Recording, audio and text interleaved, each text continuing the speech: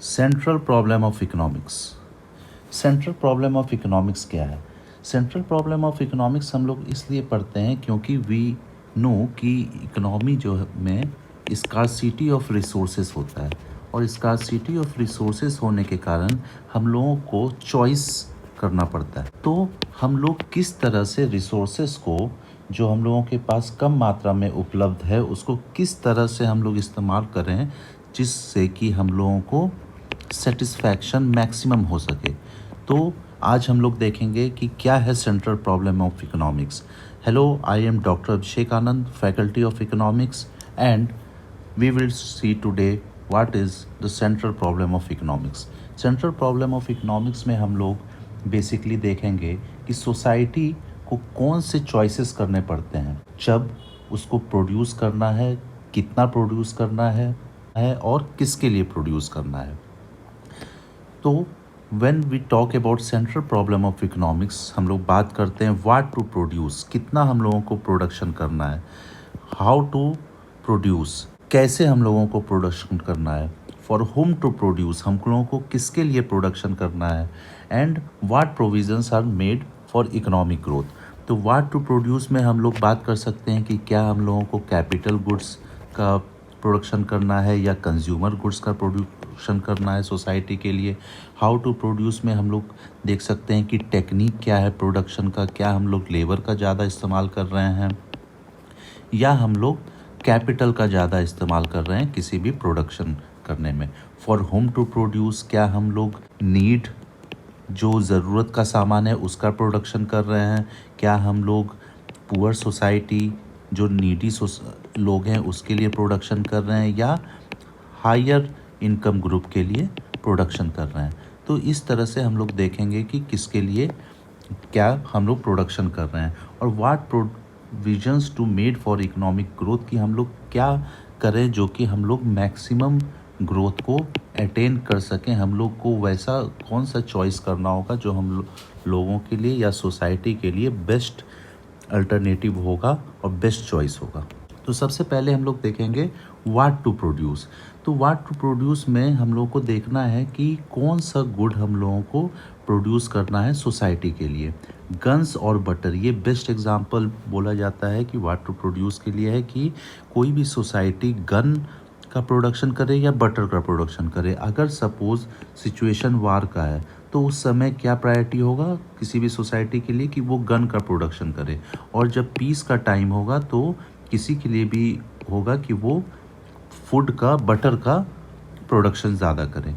अब सोसाइटी को क्या करना होता है, समाज को चूज़ करना होता है बहुत सारे कंज्यूमर गुड्स में और डिसाइड करना पड़ता है कि किस तरह वो अपने रिसोर्सेज को एलोकेट करे, मतलब डिस्ट्रीब्यूट करे किस चीज़ के प्रोडक्शन में।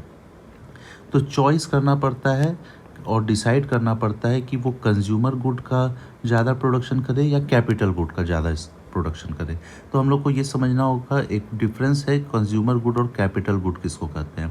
कंज्यूमर गुड हम लोग वैसे प्रोडक्ट्स को कहते हैं जिसको हम कंज्यूमर जो है उसको कंज्यूम कर लेता है और उसके बाद उस सपोज़ अगर हम लोग फ्रिज की बात करें, टेलीविज़न की बात करें या फूड की बात करें तो ये सारा क्या है, कंज्यूमर गुड है। वहीं कैपिटल गुड क्या होता है, it is used for further production.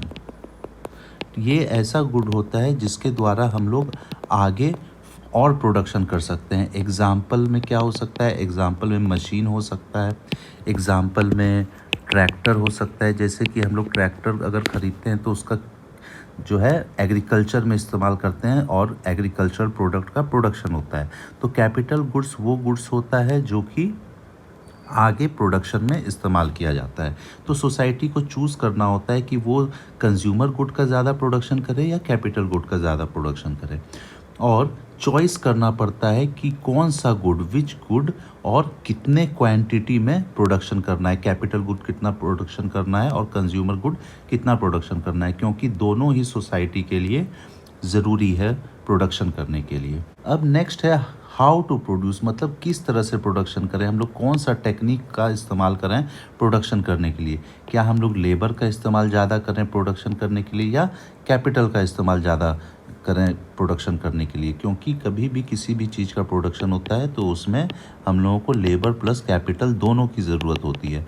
तो हम लोग को ये देखना है कि लेबर का ज़्यादा इस्तेमाल करना है और कैपिटल का कम करना है, या लेबर का कम और कैपिटल का ज़्यादा करना है। तो इसमें हम लोग एग्जाम्पल लेते हैं कॉटन क्लोथ का। तो कॉटन जो होता है वो हैंडलूम के ज़रिए मतलब जहाँ पर लेबर का ज़्यादा इस्तेमाल होता है, या हम लोग ऑटोमेटिक लूम्स जिसमें मशीन्स का ज़्यादा इस्तेमाल होता है, तो इसको हम लोग कहेंगे कैपिटल। किस तरह से प्रोडक्शन करें, तो हम लोग कहते हैं कि अगर कॉटन का प्रोडक्शन हैंडलूम के ज़रिए होगा तो उसमें ज़्यादा हम लोगों को लेबर चाहिए, तो उसको हम लोग क्या कहेंगे, लेबर इंटेंसिव टेक्निक। वहीं अगर प्रोडक्शन हम लोग कॉटन का अगर ऑटोमेटिक हैंडलूम से कर रहे हैं तो हम लोगों को ज़्यादा मशीन पे खर्च करना होगा, टेक्नोलॉजी पे खर्च करना होगा, तो क्या होगा, यहाँ पर ज़्यादा कैपिटल का इस्तेमाल होगा। तो इसको इसलिए हम लोग कहेंगे कैपिटल इंटेंसिव टेक्निक। तो हम लोग लेबर इंटेंसिव टेक्निक से समझ सकते हैं कि लेबर इंटेंसिव टेक्निक में हम लोग लेबर इंटेंसिव जो होगा इसमें मोर लेबर रहेगा और लेस कैपिटल। और जब हम लोग बात करेंगे कैपिटल इंटेंसिव की तो इसमें मोर कैपिटल, ज़्यादा हम लोग पूंजी का इस्तेमाल करेंगे और लेस लेबर का इस्तेमाल करेंगे। तो हम लोगों को चॉइस करना होता है इस दोनों के बीच में, इस दोनों टेक्निक के बीच में, कैपिटल इंटेंसिव और लेबर इंटेंसिव, कि हम लोगों को कौन सा टेक्निक इस्तेमाल करना है। अब ये भी डिपेंड करेगा कि किसी कंट्री में या किसी इकोनॉमी में अगर लेबर ज़्यादा है तो वो लेबर इंटेंसिव टेक्निक यूज़ करेगा, और जहाँ पर पॉपुलेशन कम है, डेवलप्ड कंट्री है, तो वो कैपिटल इंटेंसिव टेक्निक यूज़ करेगा। तो ये basically capital intensive developed country use करती है और लेबर इंटेंसिव जो है डेवलपिंग या अंडर डेवलप्ड कंट्रीज़ ज़्यादा इस्तेमाल करती है। नेक्स्ट है फॉर होम टू प्रोड्यूस, किसके लिए प्रोडक्शन करना है, किसको डिस्ट्रीब्यूशन ज़्यादा होना है, किसके नीड के लिए हम लोगों को प्रोडक्शन करना है। तो यहाँ पर क्या होता है, सोसाइटी को डिसाइड करना पड़ता है कि कितना आउटपुट गुड्स एंड सर्विसेज का प्रोडक्शन करना है, और जो हम लोगों का पूरा नेशनल केक बोलेंगे, नेशनल इनकम को किस तरह से पीपल के बीच में, लोगों के बीच में डिस्ट्रीब्यूट किया जाए। अगर इकोनॉमी में इनइक्वालिटी है तो क्या होगा कि इनइक्वालिटी का मतलब क्या है, कोई बहुत ज़्यादा अमीर है, कोई बहुत ज़्यादा गरीब है, तो वहाँ क्या होगा, डिस्ट्रीब्यूशन जो पैसे का होगा, जो मनी का, इनकम का जो डिस्ट्रीब्यूशन होगा वो अनइक्वल होगा। तो ज़्यादा अगर इनइक्वालिटी है, ग्रेटर इनइक्वालिटी है, तो डिस्ट्रीब्यूशन ऑफ नेशनल आउटपुट में भी जो होगा वो इनइक्वालिटी ज़्यादा रहेगा। तो हम लोग मार्केट इकोनॉमिक्स में देखते हैं कि गवर्नमेंट जो होती है हमेशा इन्फ्लुएंस करती है income of the people through the imposition of taxes, grants and subsidies and various program expenditure programs aimed at redistributing incomes. तो इम्पोजिशन ऑफ टैक्स में क्या होता है, टैक्स के ज़रिए जो ज़्यादा इनकम कमाने वाले होते हैं उनसे कुछ हिस्सा उसका ले लिया जाता है।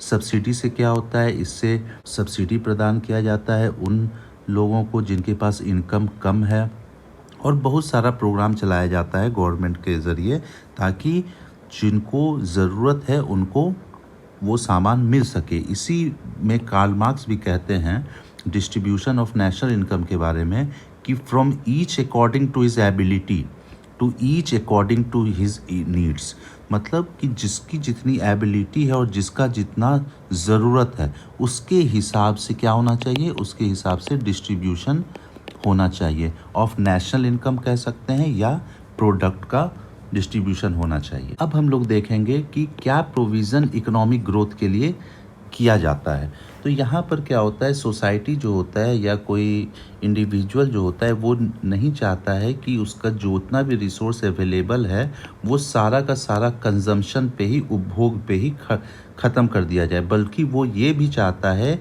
कि उसका कुछ भाग जो है हम लोग इन्वेस्टमेंट के लिए भी इस्तेमाल करें, इन्वेस्टमेंट के लिए इस्तेमाल करें, या इसको हम लोग कह सकते हैं प्रोडक्शन ऑफ कैपिटल गुड्स। क्यों प्रोडक्शन ऑफ कैपिटल गुड्स के लिए इन्वेस्टमेंट के लिए चाहिए, क्योंकि जब तक हम लोग कैपिटल गुड्स का प्रोडक्शन नहीं करेंगे तब तक आगे प्रोडक्शन नहीं हो पाएगा। इकोनॉमी में क्या आ जाएगा, इकोनॉमी में स्टेबल हो जाएगा, वो एक ही जगह पर स्थिर हो जाएगा। इसीलिए कहता है कि अगर कोई भी प्रोविज़न इन्वेस्टमेंट के लिए नहीं किया जाता है तो आगे फ्यूचर का जो प्रोडक्टिव कैपेसिटी है, मतलब उत्पादन की जो क्षमता है, वो कम होती चली जाएगी, क्योंकि मशीन्स जो है वो क्या होगा, धीरे धीरे ख़राब होता चला जाएगा। और अगर हम और मशीन्स का प्रोडक्शन नहीं करते हैं, उत्पादन नहीं करते हैं, तो आगे प्रोडक्शन नहीं हो पाएगा।